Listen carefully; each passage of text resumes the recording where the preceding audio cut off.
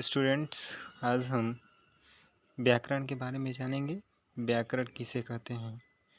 तो व्याकरण वह शास्त्र है जिसके द्वारा हमें भाषा को शुद्ध पढ़ना, लिखना तथा समझना आ जाता है। ठीक, तो इसे हर एक स्टूडेंट BSCB का हो या फिर CBSE का हो, 4th क्लास 3 क्लास सब स्टूडेंट करेगा। ठीक, व्याकरण के 4 अंग होते हैं। व्याकरण के 4 अंग होते हैं। सबसे पहले हम देखेंगे, पहला है वर्ण विचार, दूसरा शब्द विचार, तीसरा पद विचार और चौथा वाक्य विचार होता है। ठीक, आगे हम देखेंगे भाषा किसे कहते हैं। तो भाषा के बारे में हम जानेंगे। भाषा वह साधन है जिसके द्वारा हम अपने मन के विचारों या भावों को दूसरों के समक्ष प्रकट करते हैं, उसे क्या कहते हैं? भाषा कहते हैं। डियर स्टूडेंट्स, आप लोग देखो कितना अच्छी तरीके से है। वह साधन है जिसके द्वारा हम अपने मन के विचारों या भावों को दूसरों के समक्ष प्रकट करते हैं, उसे। तो नेक्स्ट हम देखेंगे कि भाषा के 3 रूप होते हैं ना। भाषा के 3 रूप होते हैं। पहला हमारा मौखिक भाषा है, दूसरा लिखित भाषा और तीसरा सांकेतिक भाषा।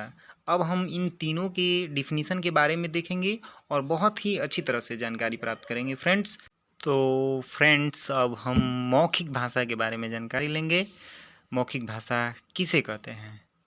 तो हमारा उत्तर यही रहेगा कि भाषा का वह रूप जिसके द्वारा हम अपनी मन के भावों या विचारों को बोलकर किसी के सामने प्रकट करते हैं और उसे सुनकर कोई दूसरा व्यक्ति जो है समझता है, तो उसे हम मौखिक भाषा कहते हैं। जैसे भाषण हो गया। नेक्स्ट हम लिखित भाषा के बारे में जानेंगे कि लिखित भाषा किसे कहते हैं।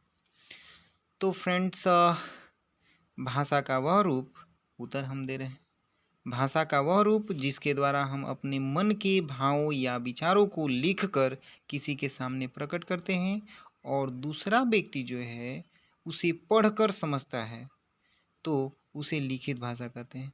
जैसे हमारा किताब है, उसमें लिखा गया है और उसे हम पढ़कर समझते हैं, तो लिखित भाषा है। हम किसी को लेटर दे रहे हैं तो लिख कर दे रहे हैं, उसे वो पढ़कर समझ रहा है, तो ये लिखित भाषा है। ओके फ्रेंड्स, अगला हम पढ़ेंगे सांकेतिक भाषा। सांकेतिक भाषा किसे कहते हैं?